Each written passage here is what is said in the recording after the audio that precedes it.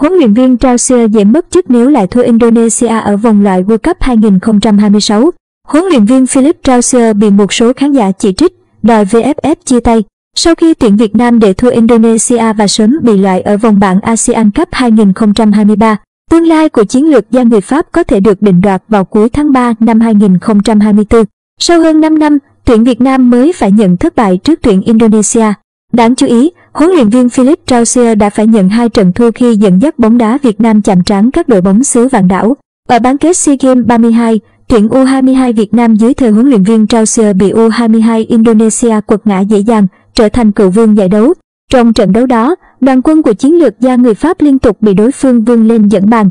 Có 2 bàn gỡ và được chơi hơn người từ giữa hiệp 2 nhưng sự non nớt kinh nghiệm khiến U22 Việt Nam bị thủng lưới ở thời gian bù giờ cuối trận và thua chung cuộc 2-3.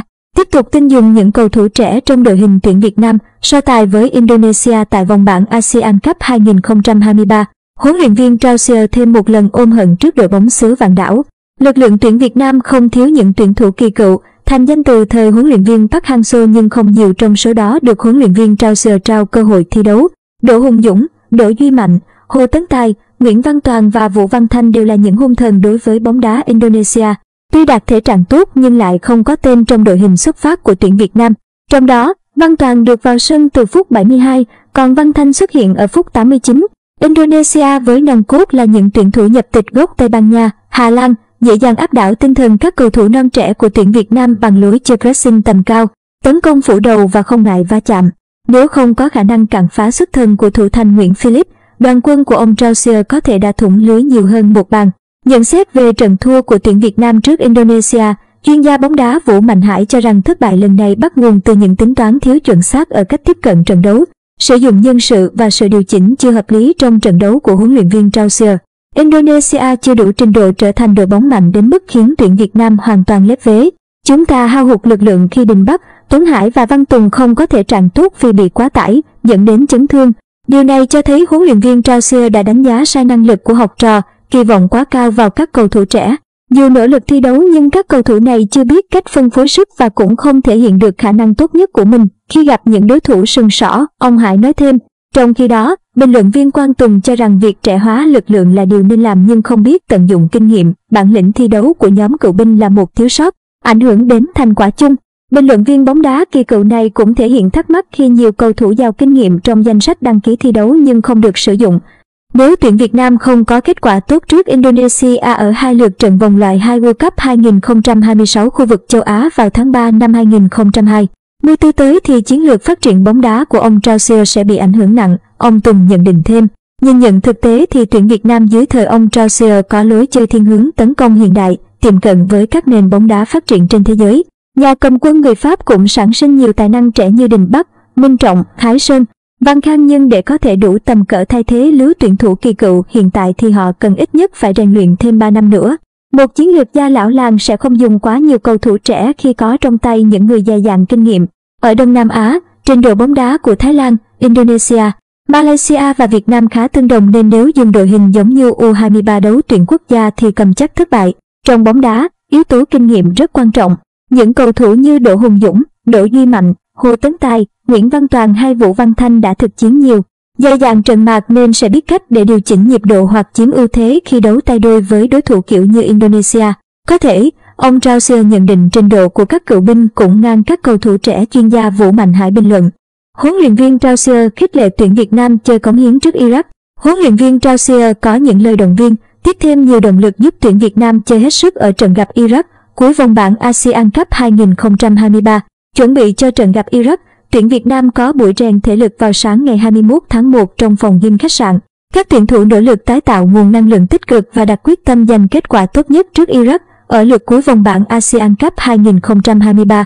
Tại bảng D, tuyển Việt Nam không còn cơ hội cạnh tranh vé đi tiếp, trong khi Iraq đã lấy vé sớm nên trận đấu giữa hai đội chỉ còn mang tính thủ tục. Dù vậy, với tinh thần không bỏ cuộc và luôn nỗ lực hết mình vì màu cờ sắc áo, thầy trò huấn luyện viên Philippe Trausier vẫn chuẩn bị cho trận đấu với sự nghiêm túc và quyết tâm cao.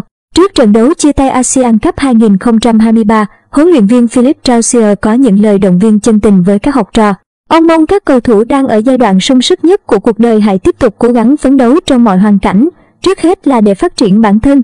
sau đó là biến những khát vọng, những hoài bão trở thành hiện thực. Không có con đường nào đến vinh quang mà lại dễ dàng cả. Chuẩn bị cho trận gặp Iraq, tuyển Việt Nam có sự trở lại của tiền đạo trẻ Đình Bắc. Tuy nhiên, hai cầu thủ bị chấn thương trong trận đấu với Indonesia là Tuấn Hải và Văn Tùng vẫn đang tập hồi phục dưới sự hỗ trợ của các bác sĩ và chuyên gia vật lý trị liệu. Trận tuyển Việt Nam vs Iraq diễn ra vào lúc 18 giờ 30 phút ngày 24 tháng 1. Video tuyển Việt Nam 0-1 Indonesia, nguồn FPT Play. Xem trực tiếp và trọn vẹn ASEAN Cup 2023 trên FPT Play tại https://fptplay.vn. Huấn luyện viên Trausier muốn tuyển Việt Nam quên trận thua Indonesia để đánh bại Iraq. Theo thông tin từ VFF, huấn luyện viên Trausier đã có những chia sẻ với các học trò sau trận thua Indonesia. Liên đoàn bóng đá Việt Nam chia sẻ, trong lời chia sẻ với các học trò, huấn luyện viên Philippe Trausier cho biết, một người ở độ tuổi 70 và gần như đã có đầy đủ mọi thứ như ông, nhưng vẫn luôn giữ động lực cho mình để tiếp tục làm việc, vẫn hàng ngày dốc hết sức mình để đóng góp cho bóng đá Việt Nam. Vì vậy, ông mong rằng các cầu thủ đang ở giai đoạn sung sức nhất của cuộc đời hãy tiếp tục cố gắng phấn đấu trong mọi hoàn cảnh, trước hết là để phát triển bản thân, sau đó là biến những khát vọng, những hoài bão trở thành hiện thực. Không có con đường nào đến vinh quang mà lại dễ dàng cả. Sau trận thua Indonesia 0-1, huấn luyện viên Trausier đã nói về mục tiêu của tuyển Việt Nam là giành 3 điểm trước Iraq. Ông muốn các học trò phải đứng dậy sau thất bại để chiến đấu cho trận cuối cùng ở ASEAN Cup 2023. Theo đó, tuyển Việt Nam đã có kế hoạch chuẩn bị cho trận đấu cuối vòng bảng với đội tuyển Iraq. Thầy trò huấn luyện viên Trausier đã có buổi rèn thể lực vào sáng ngày 21 tháng 1 trong phòng gym khách sạn. Tuyển Việt Nam đang cố gắng tạo ra nguồn năng lượng tích cực và đặt quyết tâm giành kết quả tốt nhất trước Iraq. Mục tiêu muốn có kết quả đẹp để khép lại hành trình tại vòng chung kết ASEAN Cup 2023. Sau 2 lượt đá đấu, Iraq đã chắc ngôi đầu bảng khi đã thắng trong cuộc đối đầu trực tiếp Indonesia và Nhật Bản. Trong khi đó, do thua Nhật Bản và Indonesia nên đội tuyển Việt Nam không còn cơ hội cạnh tranh vé đi tiếp, kể cả có thắng Iraq với tỷ số nào đi nữa. Trận đấu cuối vòng bảng giữa đội tuyển Việt Nam và đội tuyển Iraq vì vậy chỉ còn mang ý nghĩa thủ tục. Nhưng với tinh thần không bỏ cuộc và luôn nỗ lực hết mình vì màu cờ sắc áo, thầy trò huấn luyện viên Philippe Trausier vẫn chuẩn bị cho trận đấu với sự nghiêm túc và quyết tâm cao. Họ hiểu rằng nếu không vượt qua được thời điểm khó khăn cũng như dũng cảm đối diện với những áp lực bủa vây, kiên trì với sự lựa chọn của mình, thì khó đòi hỏi một thành quả tốt đẹp hơn sẽ đến trong tương lai. VFF muốn tuyển Việt Nam thi đấu thật tốt trước Iraq. Tuyển Việt Nam đón tin vui lớn với sự trở lại của tiền đạo Đình Bắc. Hai cầu thủ bị chấn thương trong trận đấu với Indonesia là Tuấn Hải và Văn Tùng đang tập hồi phục dưới sự hỗ trợ của các bác sĩ và chuyên gia vật lý trị liệu. Liên đoàn bóng đá Việt Nam chia sẻ, mục tiêu của toàn đội là hướng tới kết quả tốt nhất trước Iraq, qua đó không chỉ thể hiện tinh thần không bỏ cuộc của những chiến binh sao vàng, mà còn tạo động lực cho chặng đường phía trước khi chúng ta gặp lại Indonesia và Iraq tại vòng loại World Cup 2026, lần lượt vào tháng 3 và tháng 6 tới. Trận đấu giữa tuyển Việt Nam và Iraq sẽ diễn ra vào ngày 24 tháng 1 tới. Huấn luyện viên Trausier, đội tuyển Việt Nam phải duy trì tinh thần chiến đấu trong mọi hoàn cảnh. Chia sẻ với giới truyền thông, huấn luyện viên Trausier đã tâm sự việc mình luôn yêu cầu các học trò giữ vững tinh thần và hướng về phía trước.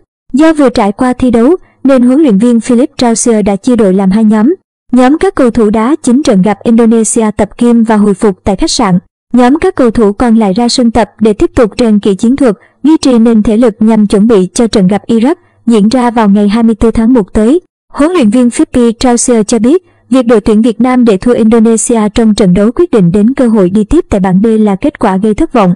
Tuy vậy, nhà cầm quân người Pháp vẫn bày tỏ sự tự hào về các học trò khi chứng kiến họ đã thi đấu với tinh thần không từ bỏ và nỗ lực đến giây cuối cùng. Nhà cầm quân người Pháp khẳng định, đội tuyển Việt Nam vẫn còn trận đấu nữa trước khi khép lại cuộc hành trình tại vòng chung kết ASEAN Cup 2023. Toàn đội sẽ nỗ lực hết mình để giành được kết quả tốt nhất. Chúng tôi không được phép từ bỏ, phải duy trì tinh thần chiến đấu trong mọi hoàn cảnh, ông nói. Về phần mình, các cầu thủ đội tuyển Việt Nam cũng không để nỗi buồn xâm lấn quá lâu. Họ đã đủ trải nghiệm để hiểu rằng, trong bóng đá vinh quang và cay đắng đôi khi chỉ cách nhau một khoảnh khắc. Điều quan trọng là toàn đội cần phải cùng nhau vượt qua khó khăn để hướng về những kết quả tích cực phía trước. Tiền đạo Phạm Tuấn Hải, cầu thủ đã phải rời sân vì chấn thương ở cuối hiệp một trận đấu với Indonesia, chia sẻ, chúng tôi ai cũng đều đã nỗ lực hết mình nhưng kết quả lại không được như mong đợi. Chúng tôi vẫn đang cố gắng để tiến bộ hơn lên mỗi ngày, để đáp ứng tốt hơn lối chơi mà huấn luyện viên trưởng Philippe Trausier đang xây dựng cho đội tuyển. Mong rằng người hâm mộ sẽ dành cho đội tuyển sự tin tưởng và ủng hộ không chỉ qua một trận đấu và trong cả một quá trình, bởi chúng ta vẫn đang trên con đường để tiến gần hơn với trình độ của bóng đá đỉnh cao châu lục. Hãy cùng nhau đồng hành và cùng nhau phấn đấu. Đinh Bắc trở lại, Tuấn Hải có thể lỡ trận Việt Nam vs Iraq. Đội tuyển Việt Nam chuẩn bị cho trận gặp Iraq ở loạt trận cuối cùng vòng bảng ASEAN Cup 2023. Sáng ngày 24 tháng 1, đội tuyển Việt Nam tập thể lực tại phòng gym của khách sạn. Đáng chú ý, tiền vệ Nguyễn Đình Bắc trở lại tập bình thường. Cầu thủ người Nghệ An ghi dấu ấn ở trận ra quân gặp Nhật Bản với pha đánh đầu ngược cân bằng tỷ số 1-1. Đồng thời, Đình Bắc chơi tự tin, thể hiện bản lĩnh dù mới lần đầu trải nghiệm sân chơi ASEAN Cup. Tuy nhiên, cầu thủ này dính chấn thương cơ và vắng mặt ở trận gặp Indonesia. Đội tuyển Việt Nam đón tin vui về trường hợp của Đình Bắc nhưng vẫn chờ đợi tiến độ hồi phục của Phạm Tuấn Hải và Nguyễn Văn Tùng. Hai cầu thủ của Hà Nội FC dính chấn thương ở lượt trận thứ 2 và hiện đang tập hồi phục dưới sự hỗ trợ của các bác sĩ và chuyên gia vật lý trị liệu. Sau 2 lượt, đội tuyển Việt Nam đứng chót bảng và chắc chắn bị loại. Thất bại trước Nhật Bản và Indonesia khiến cơ hội đi tiếp không còn bất kể thắng Iraq ở lượt cuối. Song, huấn luyện viên Philippe Troussier và học trò đặt quyết tâm cao nhất, chơi hết mình để mang về kết quả tốt nhất trước đại diện Tây Á. Huấn luyện viên Philippe Troussier dành lời động viên, khích lệ tinh thần của toàn đội. Ông cho biết, dù đã ở độ tuổi 70 và có đầy đủ mọi thứ nhưng ông vẫn luôn giữ động lực để làm việc, cống hiến cho bóng đá Việt Nam. Ông mong muốn các học trò tiếp tục cố gắng phấn đấu trong giai đoạn sung sức nhất của cuộc đời, bất chấp hoàn cảnh ra sao để phát triển bản thân, biến khát vọng thành hiện thực. Trước trận đấu, tiền đạo Phạm Tuấn Hải chia sẻ, chúng tôi ai cũng đều đã nỗ lực hết mình nhưng kết quả lại không được như mong đợi. Chúng tôi vẫn đang cố gắng để tiến bộ hơn lên mỗi ngày, để đáp ứng tốt hơn lối chơi mà huấn luyện viên trưởng Philippe Troussier đang xây dựng cho đội tuyển. Mong rằng, người hâm mộ sẽ dành cho đội tuyển sự tin tưởng và ủng hộ không chỉ qua một trận đấu và trong cả một quá trình, bởi chúng ta vẫn đang trên con đường để tiến gần hơn với trình độ của bóng đá đỉnh cao châu lục. Đội tuyển Việt Nam có 2 ngày để chuẩn bị cho cuộc đấu với Iraq. Kết quả thuận lợi ở trận này sẽ vực dậy tinh thần, lấy lại niềm tin cao nhất để hướng tới những trận tái ngộ với Indonesia và Iraq ở vòng loại World Cup 2026 vào tháng 3 và 6. Trong lần gặp gần nhất, đội tuyển Iraq đánh bại tuyển Việt Nam tại sân Mỹ Đình tháng 11 năm ngoái nhờ bàn duy nhất của tiền đạo Mohamed Ali. Trận đấu tới sẽ diễn ra lúc 18 giờ 30 phút ngày 24 tháng 1 trên sân vận động Yassin bin Hamad.